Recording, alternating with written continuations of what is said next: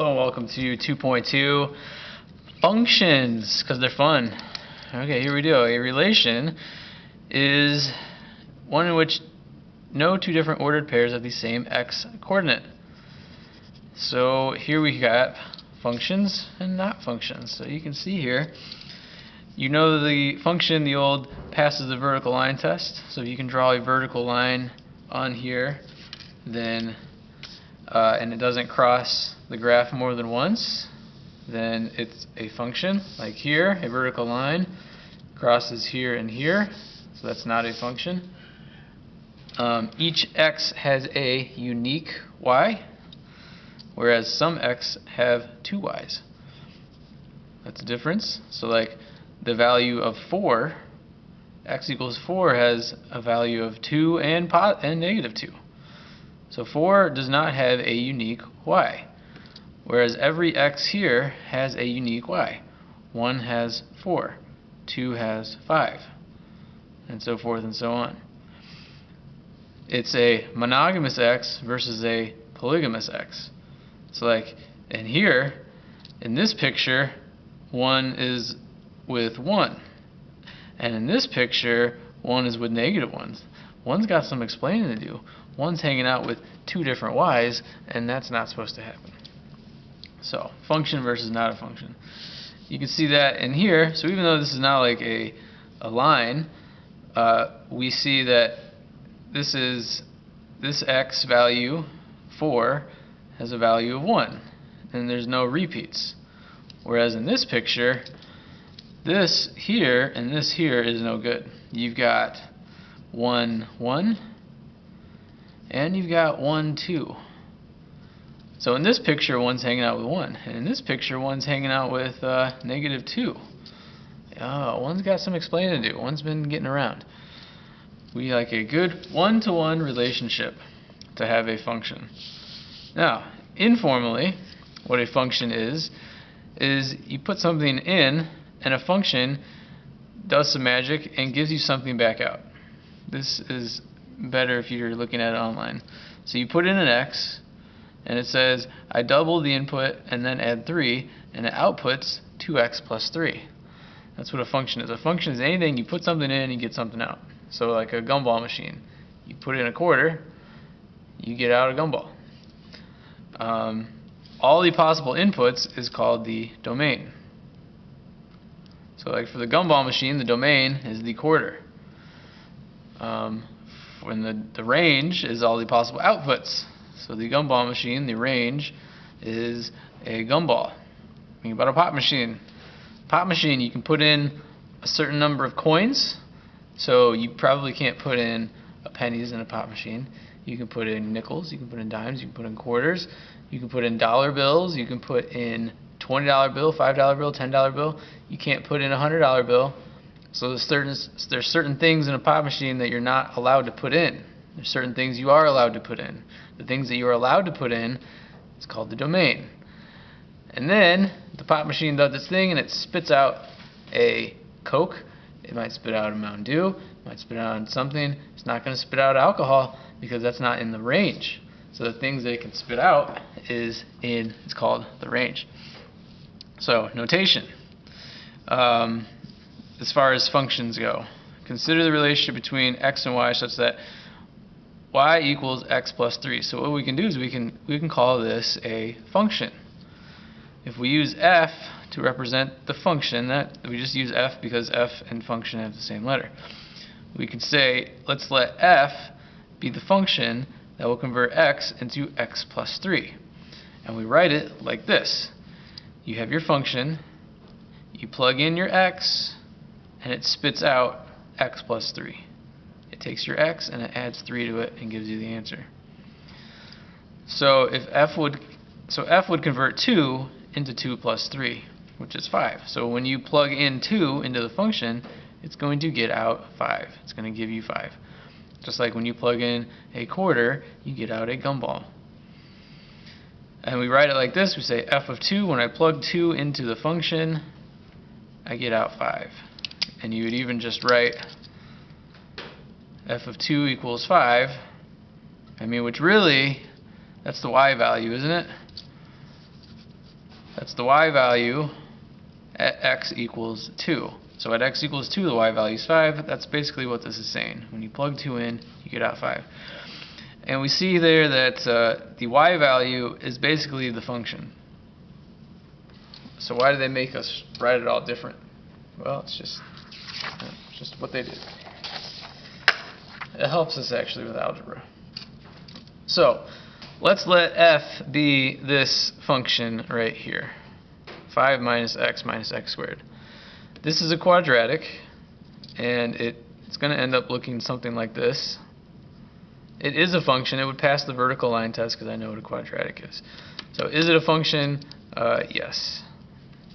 And another thing to do is we could plug this in our calculator and see this, and we're going to start using our calculator for some stuff. So if I plug this in my calculator, here's what you have to do. You have to press the y equals button, which is right here. You're going to go in and you're going to plug in 5 minus x squared. Just like that, just like it is. So that's y equals, and there we have it.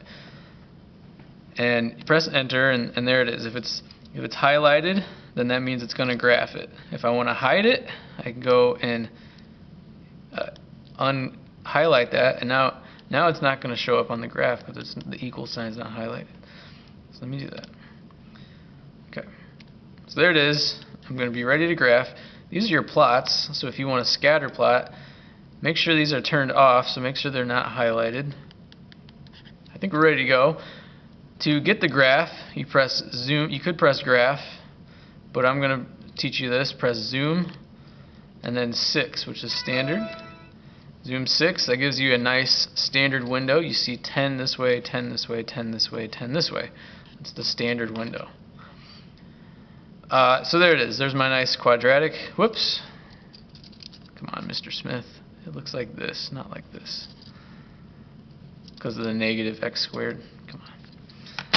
Alright, so there it is. So now we want to find f of 2, which means we're going to plug 2 into the equation. So f of 2 is just simply 5 minus 2 squared, like that, which is 5 minus 2, which is 3, and now 3 minus 4, which is negative 1. So f of 2 is negative 1. You can see that if you go into your graph, if you press second, calc, value, press enter, and press 2, so at x equals 2, the value is negative 1. So rewind, try that again, do it on your own, see what you can come up with, try to graph it on your own. You need to be able to graph things. Next it says find negative f of x. So all this is going to do is it's going to take our function and it's going to put a negative. So this would be equal to negative all of this, like that, which is going to end up turning this negative is going to distribute.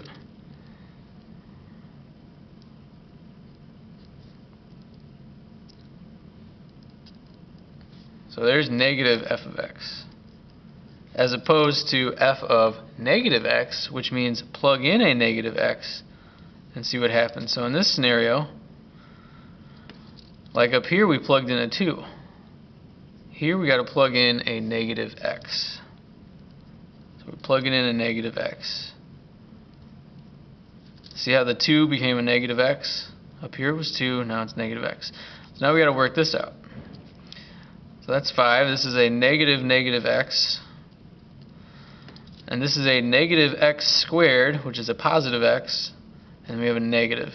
So it's a negative positive x squared. So look at the difference. They're not the same, are they? Negative f of x is not the same as f of negative x. In this case, you plug in the negative x. In this one, you just apply a negative to everything. So quite a bit different. Now let's look at the difference between these two. This is f of x plus 2, and this is f of x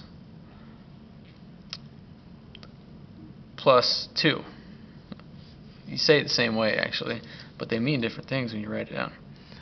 So f of x plus 2 is you just take your function and you plus 2 to it.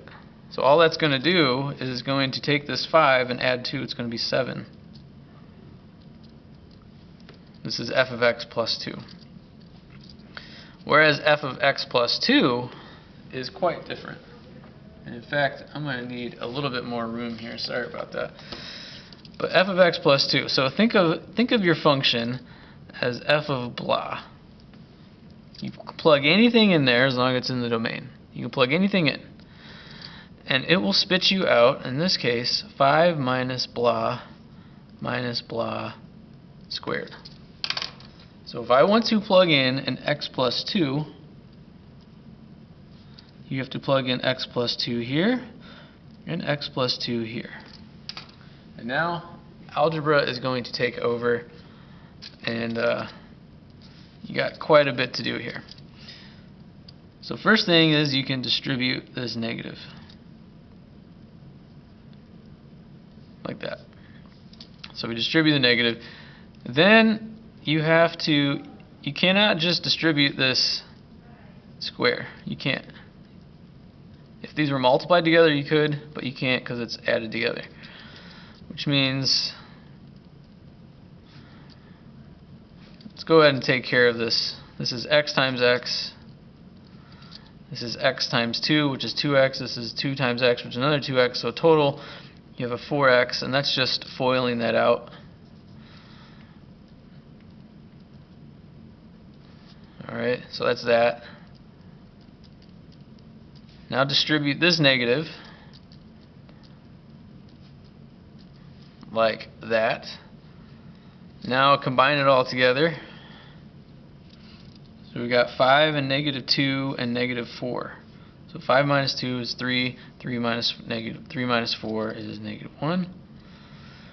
We've got negative x and a negative 4x. And we've got negative x squared. So there it is. It ends up being negative 1 minus 5x minus x squared. So quite a bit different between those two right there. Quite a bit difference. This is f of x plus an additional 2.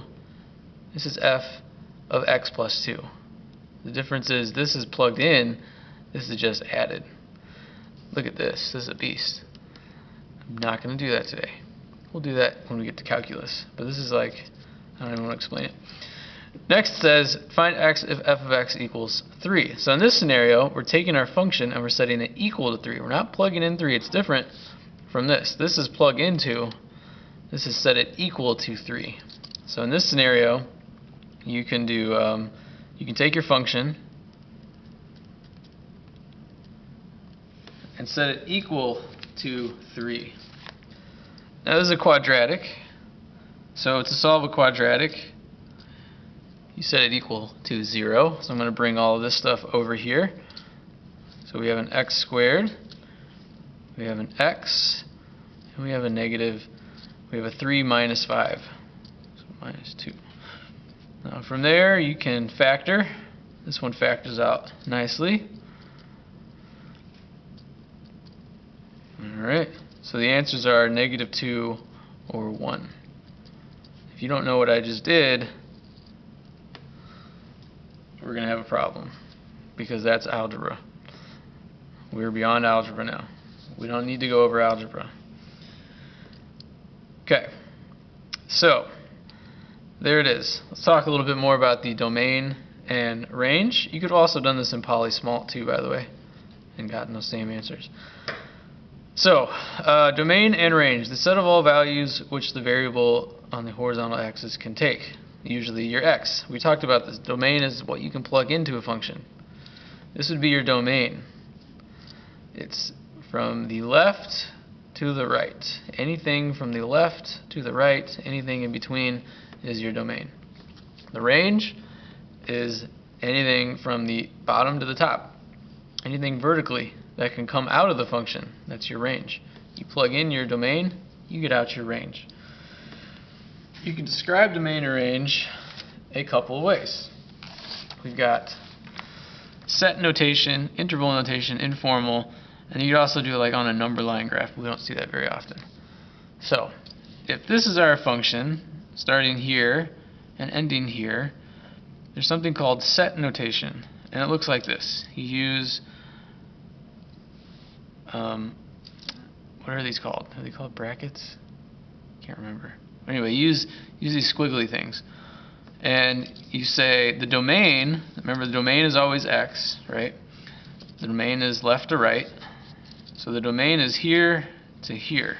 So we have to represent that. So we're going to say x such that, this is such that, x such that, x is between, in this case, 1, 2, 3, negative 3, and 1, 2, 3, 4, and 4. And we have to use between, so that means that x is greater than negative 3, and x is less than 4. Now look at the difference between these dots. This is not included. If it's an open dot, it's not included. There's a graphical note down here. This is basically what I'm explaining right now. So the open dot is not included, so I have to be greater than negative 3. I can't be equal to negative 3. The closed dot is included, so I can equal 4, so I can actually go like this. There it is. This is called set notation. This says x such that x is between negative 3 and 4, not including negative 3, but including 4. That's what that says. Now we have interval notation, which is the same thing, but here we go. Here's what's going to happen. Our interval is from negative 3 to 4. Whoops. Negative 3 to 4. Come on, Mr. Smith. Like that. And if it's an open dot, or if it's included, if it's not included, it's a parenthesis. We call that an open bracket. And if it is included, we use a closed bracket. It's called like a square bracket. And then informal, you just say x is greater than negative 3, and x is less than or equal to 4. So it's very formal. This is interval. This is informal. We're just stating it. So let's keep going. Now try the rest. And here we've got little arrows. Okay, so here's how we can say this. We can say x such that x does not equal, we got open dot, negative 1. Negative 1 is not included. We cannot include negative. We can include everything else but negative 1. In this scenario, for the interval, you cannot include negative 1. So here's what you do. You go from negative infinity up to negative 1, and then you go from negative 1 to infinity. So now we got to do the correct notation. We do not include negative infinity, so that's an open bracket. We are not including negative 1, so that's an open bracket. We do not include negative 1, we do not include infinity. And then what you do is you put this thing, it's called a union, like that. So we're bringing these together. So this means the same thing as this. It's like skipping over negative 1. This is called a union. We're bringing these together. We're skipping over negative 1. And then here you just say x does not equal negative 1. For this one, let's take a look at the domain here. It looks like you start up here, you got an open dot, and then you end up down here, and you keep going forever. So is there anything that's not allowed to be plugged in? Can I plug in negative 4? Yeah. Can I plug in negative 3? Can I plug in negative? Can I plug in negative 1? Yes. I will be down here, but I can still plug it in. So if you have all of the x's available to you, we can plug in negative 1. You say x is an element of the reals. And that goes like that. So that's negative infinity to infinity.